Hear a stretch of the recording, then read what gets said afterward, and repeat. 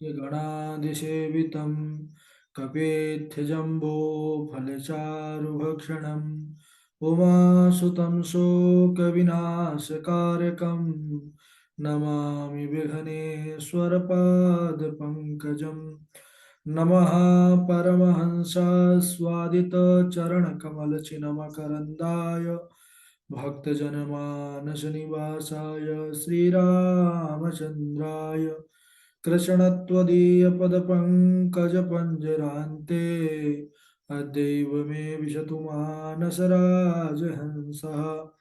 प्राणप्रयाणसमये कपवातपित्तैः कण्ठावरोधनविधौ स्मरणं कुतस्ते नारायणं नमस्कृत्य नरं चैव नरोत्तमं देवीं सरस्वतीं व्यासं ततो जयमुदीरयेत् श्रीलक्ष्मीनाथसमारम्भां नाथयामुनिमध्यमाम् अस्मदाचार्यपर्यन्तां वन्दे श्रीगुरुपरम्पराम् अञ्जनानन्दनं वीरं जानकी शोकनाशनं कपीशमक्षहन्तारं वन्दे लङ्काभयङ्करं भक्तिभक्त भगवंत गुरु चतुरनाम बपु एक इनके पद बंदन किए नासत विघ्न अनेक बोले वृंदावन बिहारी लाल की जय भागवत महापुराण की जय सुखदेव भगवान की जय।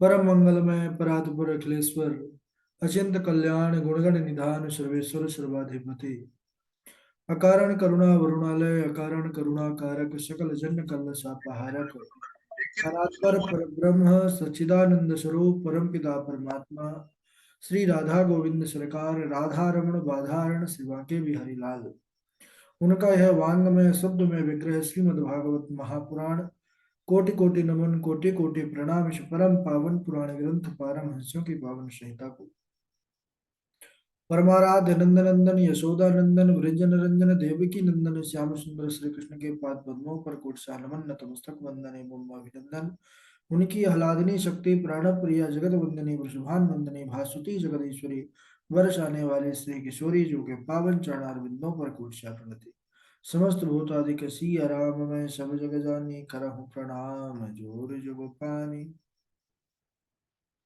हम सबका यह परम सौभाग्य कि श्रीमद् भागवत सप्ताह कथा की तैयारी का पावन विचार संकल्प लेकर के एक स्थान पर जुड़ करके इस भागवती गंगा पर अवगाहन करने का लाभ प्राप्त कर रहे हैं। हम सब षष्ठम स्कंद के अंतर्गत बड़ा ही पावन चरित्र पर इस समय पर बने हुए हैं। पूर्व में हम सब चर्चा कर रहे थे कि जब देवराज इंद्र ने अपने गुरु का अपमान किया, वैभव और नृत्य गान पर इतना इंद्र खो गए कि गुरुदेव आए हैं यह देख करके भी गुरु जी का सम्मान करने के लिए उठना पड़ेगा और इतना बढ़िया यह नृत्य गान का उत्सव चल रहा है तो वह अनदेखा कर दिए। गुरुदेव रुष्ट होकर के चले गए तो फिर देवता लोग दुखी हुए क्योंकि दैत्यों ने जब देखा कि गुरु का हाथ इनके सर पर नहीं है तो ये अब हमसे जीत नहीं पाएंगे और उन्होंने दैत्यों ने स्वर्ग नगरी को अपना लिया और इनको वहां से बड़ी पिटाई करके भगा दिया। सब लोग जाते हैं ब्रह्मा जी के पास। ब्रह्मा जी ने कहा कि देखिए आप लोगों ने अपने गुरु का अपमान करके ठीक नहीं किया है, अब गुरु बनाइए तभी कल्याण होगा। किसको बनाएं गुरु? गुरु जी का तो पता ही नहीं है। बोले गुरु जी का पता लगा भी नहीं पाओगे, वो स्वयं ही जब कृपा करना होगा तो करेंगे। अब आप लोग अभी विश्वरूप को अपना गुरु बनाइए। कौन है विश्वरूप? बोले त्वष्टा के पुत्र हैं और असुर कुल के हैं। अगर इनके असुरोचित भाव को क्षमा कर दोगे तो यह इतने प्रतापी हैं कि आपका राज्य आपको दिला देंगे। तो भागे गए। बोले महाराज असुर कुल से हुए तो क्या हुआ, हमारा कार्य सिद्ध होना चाहिए।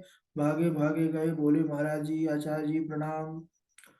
देवता लोग आज प्रणाम कर रहे हैं। समझ गए विश्वरूप भी बड़े बुद्धिमान थे, बड़े ज्ञानी थे। बोले क्या बात है?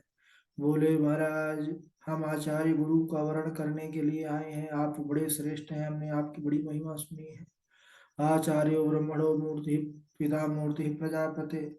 तो आचार्य है आप, तो इसीलिए प्रणाम कर रहे हैं, क्योंकि आचार्य तो गुरु जो होता है वो साक्षात ब्रह्मा होता है, ब्रह्म होता है। अच्छा, ठीक है। तो आप हमको पुरोहित अपना गुरु बनाना चाहते हैं। देखिए, देवताओं वैसे शास्त्रों में इसको ठीक नहीं कहा गया है, क्योंकि बहुत लोगों को, वैसे तो अभी हम अकेला अपना जीवन व्यतीत कर रहे हैं, या अकेला सुख दुख में अपने भागी बनेंगे। लेकिन अगर हम गुरु परंपरा चला दिए, तो शिष्य भी अगर कोई कार्य करता है तो उसको भी गुरु को लगता है, गुरु करता है तो शिष्य को लगता है। इसीलिए अब ये कार्य के लिए आप हमको प्रेरित कर रहे हैं, लेकिन चलिए, आप लोगों का कल्याण अगर इसी में है, तो यद्यपि यह निंदित कर्म है, फिर भी हम इसको स्वीकार करेंगे। यहाँ पर आया भी है, अन्यत्र ग्रंथों पर आया है कि पौरोहित्यम याचकत्वम मठाधिपत्यमेव च करोति यदि देवोपि स्वान योनि समश्नुते। कर्म विपाक संहिता पर आया है कि जो पौरोहित्य का कर्म है, मांगने का कर्म है, मठाधीश का कर्म है, ये कर्म यानी उतना बढ़िया से नहीं माना गया, क्योंकि इसमें जो है बहुत ज्यादा संभावना होती है कि हम स्थिति से नीचे आ सकते हैं। यहाँ तक कह दिया गया है कि नरकाय मतिस्ते चेत पौरोहित्यम समाचरा वर्ष यावत कि मन्येन मठ चिंताम दिनत्रय। बोले कि 1 वर्ष का भी पुरोहिताई कर्म कर लिया जाए, है ना, क्योंकि इसमें बड़े विधान होते हैं, और उसमें त्रुटि हुई विधान में, नाना प्रकार की पूजा है ना, सबके नाना प्रकार के यजमान होते हैं, उनकी अलग अलग वृत्तियां होती हैं, और उसमें थोड़ी सी असावधानी होती है भाई। कुछ भी यजमान करेंगे और दान देंगे का, क्या पता कैसा दान है उनका, उस दान के द्वारा फिर हमारा ही अहित हो जाए। तो फिर उस उच्च कोटि का फिर भजन होना चाहिए। तो ये सब कहे का विचार करके उन्होंने कहा कि बाबा जी ने भी इस पर दृष्टि डाला कि उपरोहित कर्म अति मंदा वेद पुराण स्मृति कर निंदा। लेकिन ठीक है, अगर आप लोगों का कल्याण हो रहा है तो हम आपके आचार्य गुरु बनने के लिए तैयार हैं। विश्वरूप बोले तैयार हैं, तो देवता लोग फूल बरसाने लगे, फूल चढ़ाने लगे और माला पहनाने लगे। बोले जय हो गुरुदेव, आपकी जय हो। और गुरु बना लिया देवताओं ने। अब गुरु बना लिया तो सबसे पहले, अब जिसके लिए गुरु बनाया था वही कार्य उन्होंने किया, क्योंकि वही कार्य के लिए तो गुरु बनाया था। अब बोले गुरु जी, आपके चेला बड़ी परेशान है। क्या परेशानी है? बोले कि आप तो देख ही रहे हैं, परेशानी इनके कारण तो आपको गुरु बनाना पड़ा है। तो बोले अच्छा, हाँ, हमको हमारा राज्य दिला दीजिए दैत्यों से। बोले दैत्यों को जीता नहीं जाएगा अभी, उसके लिए हम आपको एक कवच प्रदान करते हैं। देवराज इंद्र को बोले नारायण कवच की महिमा बहुत ज्यादा कही गई है, अगर उस नारायण कवच को आप धारण कर लोगे तो फिर आप इन देवताओं इन दैत्यों पर विजय प्राप्त कर लोगे। तो नारायण कवच का उपदेश दिया देवताओं के सहित इंद्र को। कहने लगे कि हे देवताओं, जब भय का समय उपस्थित हो जाए, उस समय नारायण कवच से अपनी सुरक्षा कर लेनी चाहिए, उस कवच को धारण कर लेना चाहिए। उसका विधि क्या है? बोले सर्वप्रथम स्नान आदि करके उत्तर की ओर मुख करके बैठ जाना चाहिए सुंदर आसन पर। पवित्री आदि धारण करने के बाद शुद्ध होकर के प्राणायाम करें, और ओम नमो नारायणाय, ओम नमो भगवते वासुदेवाय, ये दोनों मंत्रों से अगन्यास और करन्यास का विधान करें। और फिर 6 शक्तियों से युक्त भगवान का ध्यान करें महाराज। भगवान 6 शक्तियों से समन्वित हैं। ऐश्वर्यस्य समग्रस्य धर्मस्य सुश्रियः ज्ञान वैराग्योश्चैव शरणां भगै वीरण। तो कवच का, नारायण कवच का सुंदर जो है पाठ प्रारंभ करना चाहिए, भगवान का ध्यान करते हुए प्रारंभ करें। ओम हरिर्विदध्यान मम सर्वरक्षाम न्यस्तांघ्रि पदमहापतगेन्द्र पृष्ठे धरारिचरमाश्रिगदेषु चाप पाषाण दधानोष्ट गुणोष्ट बाहु। बोलने लगे कि इस नारायण कवच से अपनी रक्षा करने लेना चाहिए। हरिर विदध्यान मम सर्व रक्षाम। इस कवच में भगवान से कहा गया है कि कैसे कैसे आप हमारी रक्षा करिए। तो भगवान श्री हरि सब ओर से उस भक्त की, उस साधक की रक्षा करते हैं। इसमें कहा गया है कि भगवान श्री हरि के जो चरण कमल पर सुंदर गरुण के पीठ पर स्थित रहते हैं और अणिमादि आठों सिद्धियों से समन्वित हैं, यानी आठों सिद्धियां जिनके चरणों पर सर झुकाए खड़ी रहती हैं, उन्होंने अपने हाथों पर शंख चक्र गदा पद्म धनुष बाण आदि धारण कर रखा है। ऐसे ओंकार स्वरूप भगवान श्री हरि मेरी सब ओर से रक्षा करे। हरि ध्यान मम सर्व रक्षा। जल से जो जलचर जीव हैं उनसे मत्स्य भगवान रक्षा करें, स्थल में वामन भगवान रक्षा करें और आकाश में मेरी त्रिविक्रम भगवान रक्षा करें। प्रातः काल हाथ में गदा लिए हुए भगवान केशव रक्षा करे, मध्याह्न में सुदर्शन चक्रधारी भगवान विष्णु रक्षा करे और सायंकालीन भगवान माधव तथा रात्रि में पद्मनाभ मेरी भगवान रक्षा करे। भगवान श्रीहरि के नाम रूप वाहन आयुध यह सब भी मेरी समस्त आपत्तियों से विपत्तियों से रक्षा करे। मेरी बुद्धि इंद्रिय मन और प्राणों की रक्षा करे। इस प्रकार देवताओं नारायण कवच से अपने आप को सुरक्षित कर लेना चाहिए और इसके प्रभाव से तुम अपने शत्रुओं पर अवश्य ही विजय प्राप्त कर लोगे। इस कवच पर देवताओं बिल्कुल भी संदेह मत करना। बोले हाँ। बोले कि एक बार कौशिक गोत्रीय एक ब्राह्मण इस कवच को धारण करके मृत्यु को प्राप्त हो गए। तो उनकी अस्थियां जहां पर पड़ी थी, आकाश से चित्ररथ नाम का गंधर्व अपने पत्नी पुत्रों के साथ विमान पर बैठा जा रहा था और जैसे ही उन अस्थियों के ऊपर से विमान गुजरा कि वह विमान सहित धड़ाम से नीचे गिरा। उसके आश्चर्य की सीमा ना रही कि हमारा विमान कभी भी इसकी तकनीकी खराब के कारण इस प्रकार असमय नीचे नहीं आया बिना मन के, क्योंकि पहले की जो टेक्नोलॉजी थी ना वो बड़ी आज के विज्ञान से कहीं सोच से बहुत गुना ज्यादा थी, उत्कृष्ट थी। क्योंकि आजकल तो सब फ्यूल लगता है, जितनी सीट होती हैं उतने ही बैठ सकते हैं, उससे एक व्यक्ति ज्यादा नहीं बैठ सकते हैं। और हमारे ऋषि मुनियों के जो पहले के विमानों की चर्चा सुनते हैं ना, तो उन विमानों पर जितने लोग बैठते थे और उसके बाद भी एक जो है बैठने की सीट खाली ही रहती थी। जितने लोग बैठ जाइए और जाने के लिए ऐसा नहीं कि यह यात्रा हमारी 2 घंटे के बाद यहाँ पर जो है तो फ्लाइट उतरेगी। ये मन के गति से चलने वाले हमारे ऋषि मुनियों के विमान थे। यहाँ से मन हुआ कि वहां चलना है और विमान वहीं प्रकट हो गया। हाँ, मन की गति से चलते थे। कोई जो है उस मन की ऊर्जा से, तपस्या से चलने वाले विमान थे सज्जनों। तो पहली बार वह विमान इस प्रकार तकनीकी खराब के कारण नीचे गिरा तो आश्चर्य की सीमा ना रही। बोले क्या बात है। तो देखिए तपस्या से ही चलते थे। अब उससे बड़ी तपस्या नारायण कवच यहाँ पर महाराज स्थित है अस्थियों के रूप में, क्योंकि वह नारायण कवच को धारण किए थे। इसीलिए उस कवच को भेदन ना कर पाया विमान। बाद में उनको पता चला जब बालखिल ऋषि के पास पहुंचे और जा करके प्रणाम किया कि महाराज मैं परिवार सहित अभी जमीन पर धड़ाम से गिरा हूँ, अच्छा हुआ कि हाथ पैर नहीं टूटे। बोले कि बिल्कुल बच गए, क्योंकि नारायण कवच है और उसकी महिमा के कारण तुमको नीचे आना पड़ा है और उसी के कारण तुम सुरक्षित बचे हो।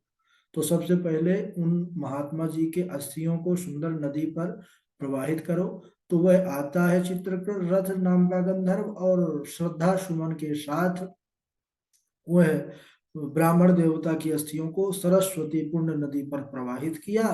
तब जा करके फिर वह अपने आगे विमान से चला। तो बोले कि इस विमान पर शंका मत कर लेना देवताओं। ये ओ विमान कहते हैं इस कवच पर। हाँ, विमान है, विमान याद आ रहा है। तो इस कवच पर बिल्कुल भी शंका नहीं होना चाहिए। इस कवच की महिमा बहुत है। अब देवता लोग महाराज, अब उनके अंदर धैर्य नहीं है। अब इतनी बड़ी महिमा पता चल गई और इतना बड़ा कवच मिला। अब लग रहा है कि अब दैत्यों को कितना जल्दी हमको जैसे पीटे थे उससे और ज्यादा पीटना है। अब तो उन्होंने धुआंधार महाराज बहुत युद्ध किया और युद्ध में समस्त दैत्यों को परास्त कर दिया। दैत्यों को हार की मुंह खानी पड़ी, भाग गए, क्योंकि नारायण कवच की महिमा का ऐसा प्रभाव था। देवता लोग अपने स्वर्ग नगरी को पुनः प्राप्त कर लिए। बोले जय हो गुरुदेव, आपकी बड़ी कृपा है, आज आपके ही कारण हम सुखी हुए हैं। अब यज्ञ हो रहा था, हवन हो रहा था। अब थे तो असुर कुल से, तो देत रहे थे बीच बीच में अपने भी परिवारजनों के नाम से आहुति गुरुजी डाल देते थे। अब मोह मोह होता है भाई, है ना, परिवारजनों का मोह बड़ा प्रबल होता है। तो ऐसे तो गुरु बने बैठे थे, लेकिन जब याद आ जाए कि हमारे भी भाई आदि हैं, तो उनके नाम से भी दो चार आहुति दे देते कि उनको भी बल मिले। देवराज इंद्र ने देखा कि गुरु बाबा हमारे आहुति तो कहीं और के नाम की दे रहे हैं, तो उन्होंने देर नहीं किया, गुरु बाबा का ही काम तमाम कर दिया, मार डाला। देख लो भाई, देवताओं को पूरा राज्य जिसने दिलाया वही गुरुदेवों को मार डाला। इंद्र ने अपने गुरु विश्वरूप का वध कर दिया। तो अब ब्रह्म हत्या लगी। ब्राह्मण थे, गुरु थे, तो ब्रह्म हत्या को चार भागों में बांट दिया देवताओं ने। कौन कौन से चार भागों में बांटा? बोले पृथ्वी में बांटा, जल में बांटा, वृक्ष में और पृथ्वी में। ओ, पृथ्वी तो हो गया, और जल में, वृक्ष में और स्त्री में, चार भागों में विभक्त किया। और चारों को एक एक वरदान भी दिया। अच्छा, ब्रह्म हत्या पृथ्वी में ऊसर भूमि जिसको कहते हैं, जहां पर कुछ नहीं होता, उसमें वह ऊसर भूमि के रूप में ब्रह्म हत्या दिखाई देती है। वरदान दिया कि आपके अंदर कोई कितना भी गहरा गड्ढा और कितनी भी मिट्टी निकालेगा, गहरा गड्ढा होगा, वह समय से अपने आप ही भर जाएगा। इसके बाद जल को ब्रह्म हत्या किस रूप में मिली? बोले जो जल में फेन होता है ना, वह फेन जल में ब्रह्म हत्या का प्रतीक है। और उसको भी वरदान मिला कि झरनों नदियों के रूप में आपकी वृद्धि होती रहेगी। इसके बाद वृक्ष में, बोले वृक्ष में जो गोंद होता है वह गोंद के रूप में ब्रह्म हत्या दिखाई देती है। उनको भी मिला कि अगर आपका तना मूल सुरक्षित है तो आपकी शाखाओं को कोई कितना भी काटता रहेगा, आप हरे भरे पूना हो जाओगे। स्त्री में भी बोले ऋतु धर्म का जो समय है वह ब्रह्म हत्या का प्रतीक होता है। उनको भी यह वरदान मिला कि इससे आपके शरीर का ह्यास नहीं अपितु कामनाओं की वृद्धि होगी। तो चार भागों में विभक्त किया ब्रह्मा जो है देवताओं ने इस ब्रह्म हत्या को। और इसके बाद इधर त्वष्टा ऋषि को पता चला कि हमारे पुत्र को ले गए थे गुरु बना करके, और वहां ले जाकर के अपना काम बना करके देवता लोग मार डाले। तो बड़ा आवेश में, बड़े क्रोधित होकर के त्वष्टा यज्ञ करने लगे, अभिचार विधि से यज्ञ करने लगे। कि अभिचार यानी कि जो यज्ञ में हमारा संकल्प है वह किसी को मारने के लिए है, क्योंकि बड़े क्रोध में है। उनके पुत्र विश्वरूप को वध कर दिया किसी ने, तो देवताओं ने। तो उन्होंने विचार किया कि मैं अब इस अग्नि के द्वारा ऐसा पुत्र प्रकट करूंगा जो देवता सहित इंद्र को मार डाले। तो मंत्र पढ़ रहे थे, इंद्र शत्रुर विवर्धस्व माँ चिरम जहियद विषम। इंद्र शत्रु इस शब्द के स्थान पर, अंत उदात्त के स्थान पर आदि उदात्त हुआ और अर्थ का अनर्थ हो गया, अर्थ बदल गया। इंद्र को मारने वाले के स्थान पर इंद्र के हाथों मरने वाला पुत्र हो गया महाराज।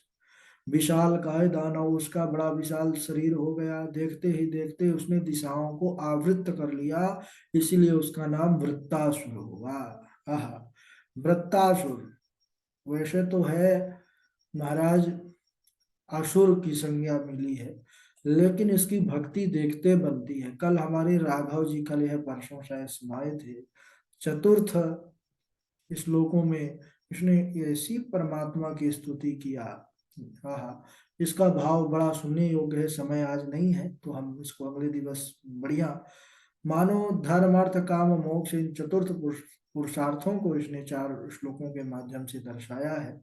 और अलौकिक परमात्मा के सामने अपनी भक्ति, अपनी मांग, अपनी प्रार्थना सब कुछ उसने समर्पित कर दिया चार श्लोकों में। चलिए आज यहीं तक। बोलिए वृंदावन बिहारी लाल की जय। बारी बारी से श्लोक सुनाएंगे।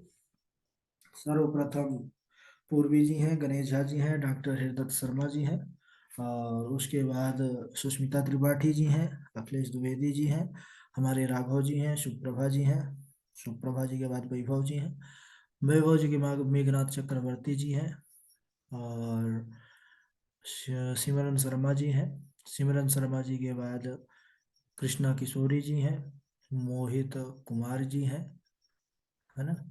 चलिए अजय जी हैं। ठीक है, सुनाइए।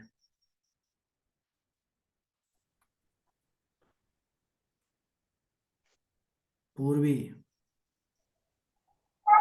राधे राधे गुरु जी, प्रणाम।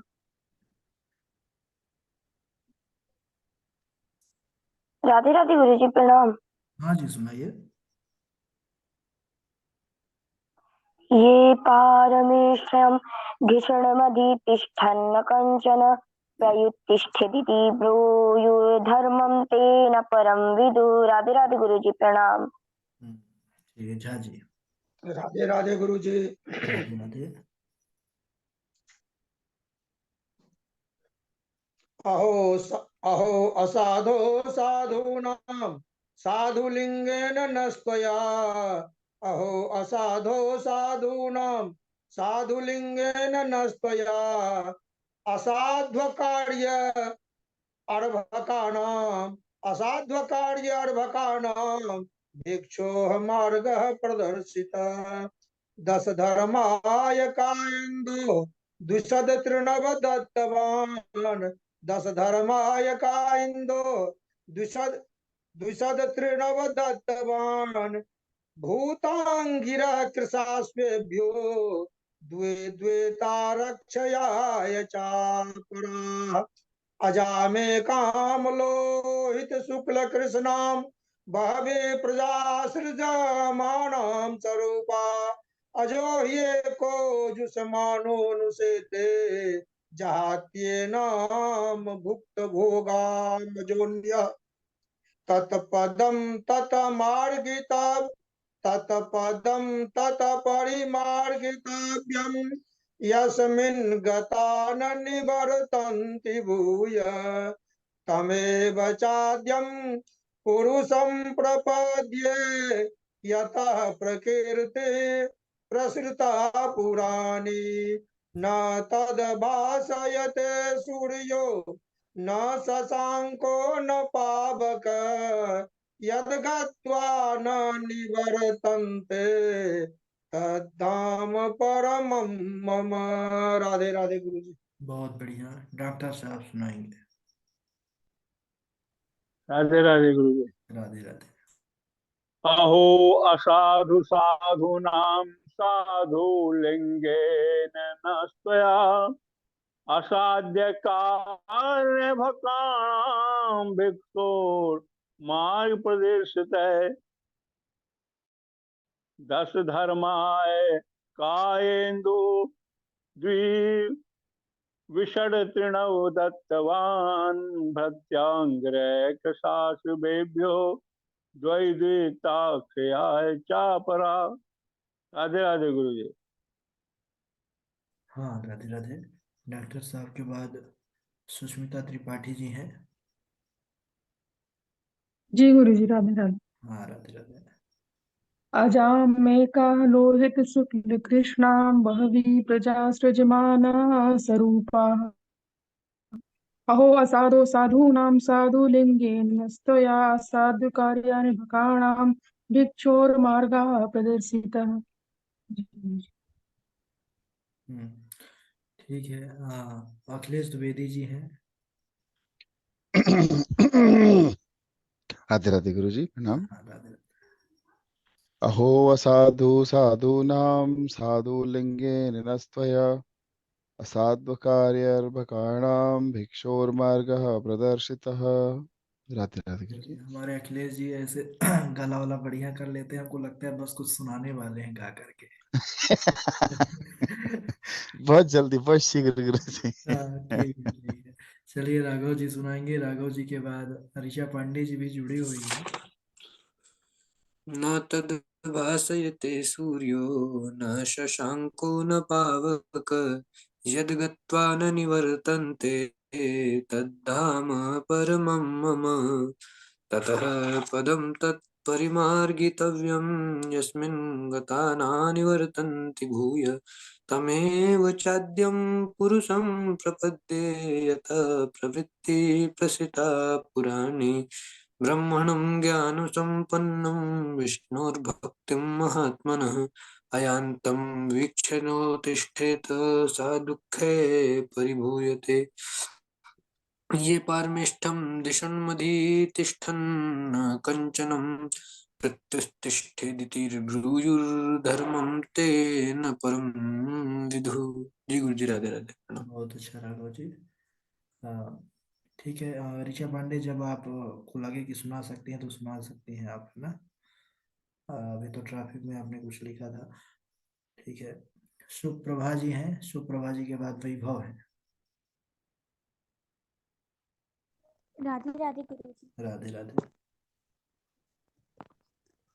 न माता न पिता तस्य न भार्या न सुतादयः नात्मीयो न परश्चापि न देहो जन्म एव च उद्धवस्य रथं दृष्ट्वा क्रूरं रामा ससङ्किरे दुग्धेन दग्धजिह्वस्तु तक्रं पिबति फूलकृत् पौरोहित्यं याचकत्वं मठाधिपत्यम् एव च करोति यदि देवोऽपि श्वानयोनि समश्नुते। राधे राधे गुरु जी। बहुत सुंदर। वैभव। राधे राधे गुरु जी।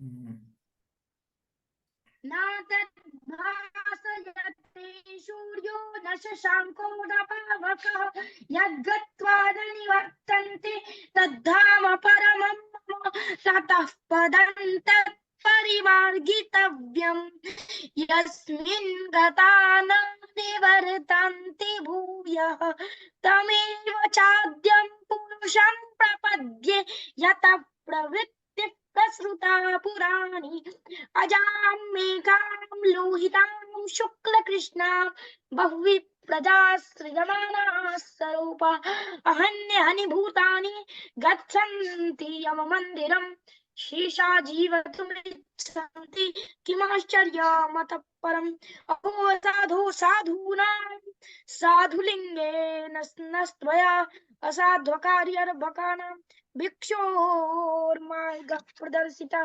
दश धर्माय कायेन्दोर विषट्रवदत्तवान् भूताङ्गिरः कृशाश्वेभ्यो द्वे द्वे तार्क्ष्याय चापराः। राधे राधे गुरु जी। राधे राधे। बहुत बढ़िया।